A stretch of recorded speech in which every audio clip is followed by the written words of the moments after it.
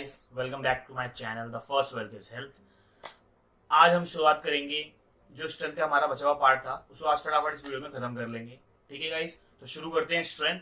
ठीक है, तो स्ट्रेंथ में मैंने आपको पहले बताया था शुरुआत में कि तीन तरह की स्ट्रेंथ होती है, maximum, explosive and strength endurance. और फिर मैंने एक चीज जरूर बताई थी एंड में कि आज हम आगे बढ़ने से पहले मैं आपको बताऊंगा कि 1 RM होता क्या है, 1 रेपिटेशन मैक्सिमम होता क्या है। स्ट्रेंथ समझने के लिए हमारे को 1 RM समझने की बहुत बहुत ज्यादा जरूरत है। तो आइए 1 RM समझते हैं। तो क्या होता है 1 RM? 1 RM का मतलब 1 रेपिटेशन मैक्सिमम। आप एक रेप में अपना कितना मैक्सिमम उस पर्टिकुलर एक्सरसाइज में उठा सकते हो, कि बस उसमें आप एक ही रेप मार सको, दूसरे रेप मारने की आपको हिम्मत ही ना बचे, जान ना बचे, तो वो होता है 1 RM। तो अब से 1 RM कैलकुलेट करते कैसे हैं, क्वेश्चन ये आता है 1 RM कैलकुलेट कैसे करते कैसे हैं। तो देखो, बाहर के देशों में बहुत महंगी महंगी मशीन, आइसोकैनेटिक मशीन आती है जो बहुत बड़ी ये ऑर्गेनाइजेशंस होती हैं, एसोसिएशंस होती हैं, वो खरीदती हैं। तो और वो आती है 1-2 करोड़ के बीच में। तो हम इंडिविजुअल क्या करते हैं, हम इंसान जो क्या करते हैं, जो ये अफोर्ड नहीं कर सकते हैं, तो वो क्या करते हैं, हम लोग यूज करते हैं trial and error method. Trial and error method क्या करता है, होता है कि हम इसको ट्राई करते रहते हैं और फिर हमारे को पता चलता है कि ये 1 RM हमारा एक्चुअल में क्या है। हर किसी का पर्सनल 1 RM क्या होता है। तो जो एक कोच होता है वो हर अपने स्टूडेंट का, हर अपने प्लेयर का 1 RM हमेशा कैलकुलेट करके रखता है ताकि वो उसका जो स्ट्रेंथ है वो डेवलप करे। तो मैक्सिमम स्ट्रेंथ, जो 3 स्ट्रेंथ में जो पहला पार्ट है मैक्सिमम स्ट्रेंथ, तो मैक्सिमम स्ट्रेंथ के लिए क्या है, तो इसमें हमें करना क्या है, इसमें हमें जो भार उठाना है, इंटेंसिटी जो होगी हमारी वो 90 to 100% की होगी। 100% का मतलब फिर वही है कि एक रेपिटेशन मैक्सिमम। 90 में क्या होता है कि आप थोड़े चार मार सकते हो क्योंकि हमने 10% इंटेंसिटी कम कर दी है। तो मैक्सिमम के लिए, मैक्सिमम स्ट्रेंथ बढ़ाने के लिए हमने करना क्या है कि हमने 90 to 100% का भार उठाना है, इंटेंसिटी लेनी है और उसके 1 से 4 रेपिटेशन निकालने हैं गाइस। फिर मैं बोलूंगा 100% है तो 1, थोड़ा कम है तो 2, थोड़ा और कम है 3, और अगर 90% है तो 4 रेप निकाल सकते हैं, इससे ज्यादा नहीं निकलेंगे भी नहीं। ठीक है, और इसमें हर सेट के बीच में जो रेस्ट देना है वो 6 से 10 मिनट का रेस्ट देना है। ठीक है, तो ये होता है हमारा मैक्सिमम स्ट्रेंथ को बढ़ाया कैसे जाए। आपको मैंने तरीका बता दिया, एक्सरसाइज क्या है ये बात की बात है, लेकिन इसका तरीका क्या है वो मैंने आपको बता दिया। सेकंड आता है एक्सप्लोसिव स्ट्रेंथ। एक्सप्लोसिव स्ट्रेंथ के लिए मैंने आपको बताया था पहले कि इंटेंसिटी हमें 70 to 80% रखनी है। 70 to 80% में जब हम रखेंगे, इसके वही जितने 3 सेट या 4 सेट मारे हैं आपने, तो इसमें करने के, इसमें रेस्ट जो होगा, इसमें भी रेस्ट जो होगा 62 से इसमें जो रेस्ट होगा वो 6 से 10 मिनट का होगा, और उसमें जो रेपिटेशन होंगे वो भी 6 से 10 ही होने चाहिए। तो रेपिटेशन इसमें 6 से 10 है, मैक्सिमम 1 से 4 थे।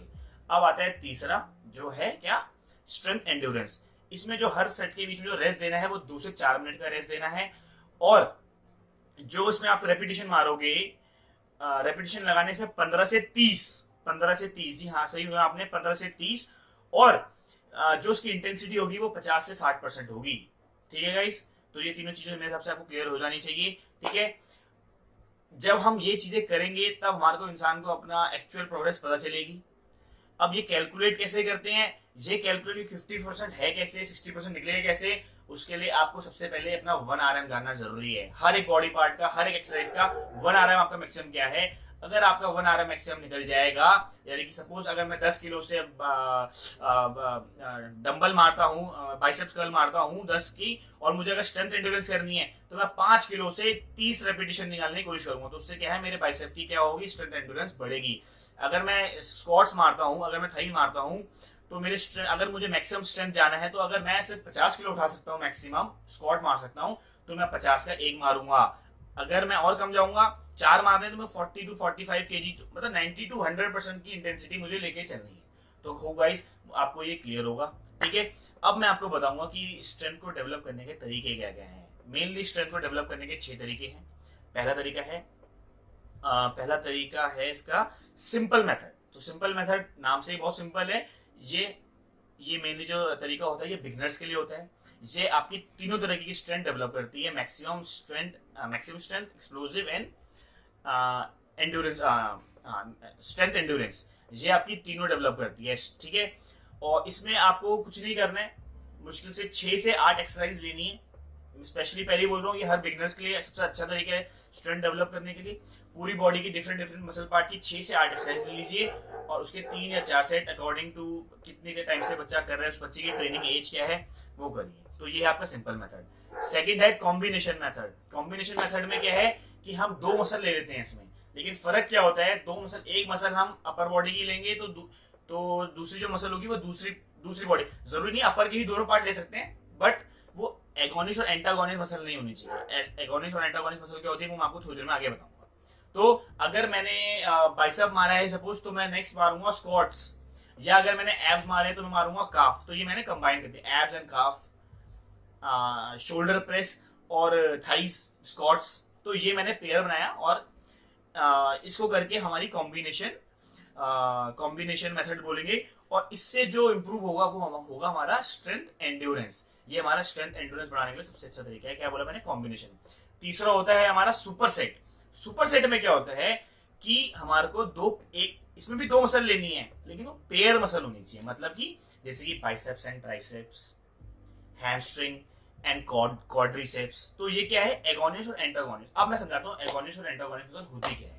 एगोनिस्ट मसल वो होती है जो मसल उस टाइम पे काम कर रही होती है। सपोज मैं अगर बाइसेप कर्ल कर रहा हूं तो मेरी बाइसेप जो है इस टाइम पे एगोनिस्ट मसल है, और जो मेरा ट्राइसेप है वो उस टाइम पे एंटागोनिस्ट मसल है, क्योंकि मेरा जो ट्राइसेप मसल है वो उस टाइम पे रेस्ट कर रहा है। सिमिलरली जब मैं ट्राइसेप मारूंगा तो ट्राइसेप मेरा एगोनिस्ट बन जाएगा और बाइसेप मेरा एंटागोनिस्ट मसल बन जाएगा। ये दूसरा एक दूसरे को क्या करती है, कॉम्प्लीमेंट करती है, सपोर्ट भी करती है। ठीक है, तो आई होप गाइस आपको एगोनिस्ट और एंटागोनिस्ट मसल के बारे में पता चल गया होगा। मैंने आपको लास्ट वीडियो में बताया था कि मसल 4 तरीके की होती हैं, साथ में 2 तो ये हैं और साइनर्जिस्ट एंड स्टेबलाइजर्स। तो इनको भी मैं आगे भविष्य में आपको जरूर बताऊंगा जब इसकी जरूरत पड़ेगी हमारे को, जहां पे समझ में आना चाहिए, जहां जरूरत पड़ेगी। ठीक है, तो सुपर सेट में क्या करना है, आपने 2 मसल लेनी है। ठीक है, आपने अगर बाइसेप कर्ल करा है तो तुरंत जाना है, मतलब थोड़ा सा रेस्ट भी लेना है और तुरंत जाना है। उसके बाद हमने ट्राइसेप करना है। जो ये सुपर सेट मेथड है, ये आपको ये तीनों स्ट्रेंथ जो होती हैं, सुपर सेट मेथड जो होता है ये आपके तीनों तरह की जो स्ट्रेंथ होती है उसको डेवलप करेगा। कौन कौन सी, maximum, explosive and strength endurance को। और किसी महान ओलंपियन ने यह भी कहा है, अगर आप सुपर सेट मेथड को अपनी ट्रेनिंग में ऐड करोगे तो you will develop a strength of a bull and develop a explosive strength of a panther.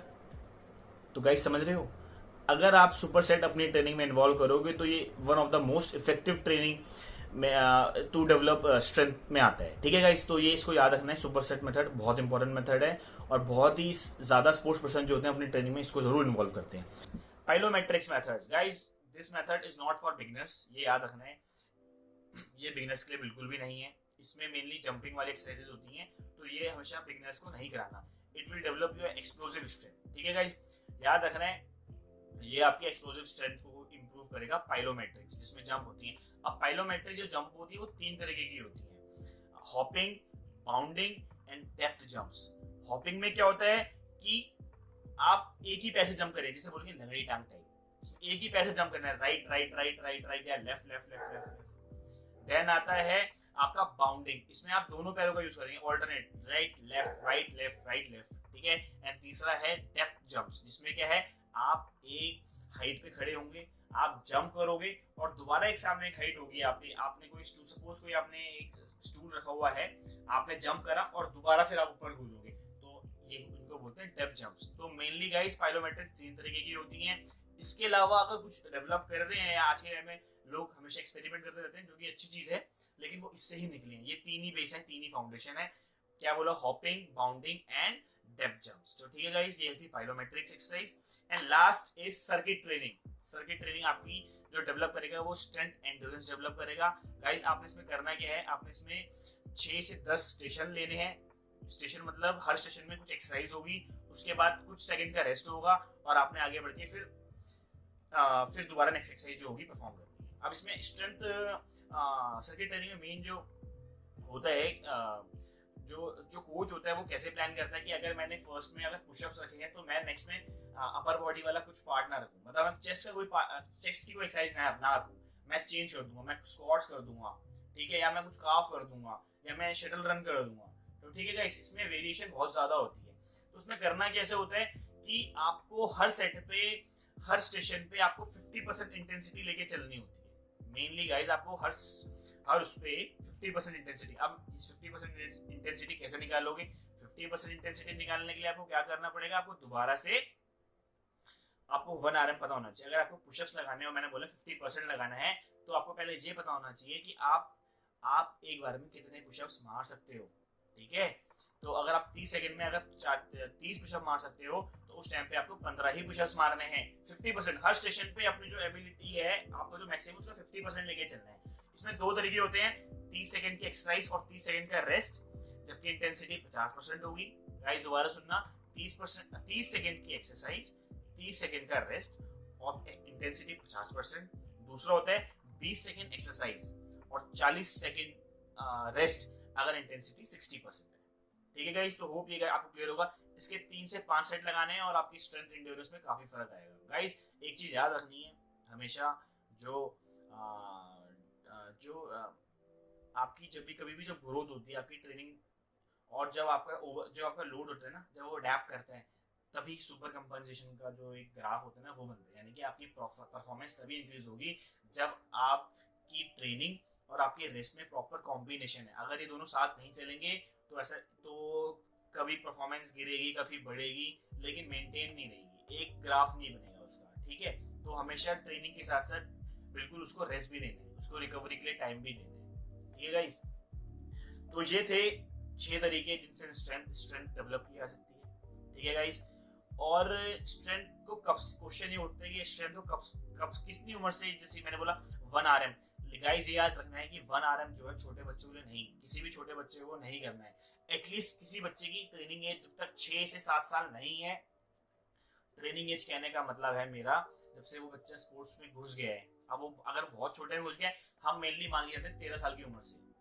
13 साल की उम्र पे हम ट्रेनिंग ईयर को 1 मानते हैं। वैसे 18 तक 19 तक आते आते ट्रेनिंग एज 6 साल हो जाती है, तब जाके हम इंटेंसिटी जो है 90 to 100% लेके चलते हैं। उससे पहले हम शुरुआत हमेशा 30 to 50% के बीच से लेके चलते हैं। कभी भी किसी बच्चे को स्ट्रेंथ अपने डेवलप करानी है तो बाहर बिल्कुल 30 से 50% इसमें वो कंफर्टेबल है। ठीक है गाइस, एक अच्छा क्वेश्चन मेरे लिए ये उठता है आज वीडियो का लास्ट एक बताना चाहूंगा कि फीमेल्स और मेंस ट्रेनिंग सेम करते हैं, सब कुछ सेम करते हैं।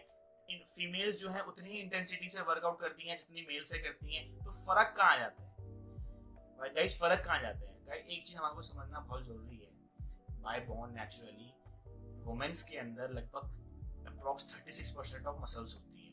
वुमेन्स के अंदर 36% मसल्स होती हैं, जबकि जो हमारे मेंस होते हैं, मेल जो होते हैं, उनके अंदर 42% जो होती है, क्या होती है? मसल्स होती है। ठीक है गाइस, इससे नेचुरली जो स्ट्रेंथ होती है वो मेंस में ज्यादा आती है। क्यों? और इसका रीजन क्या है 42% 36% का?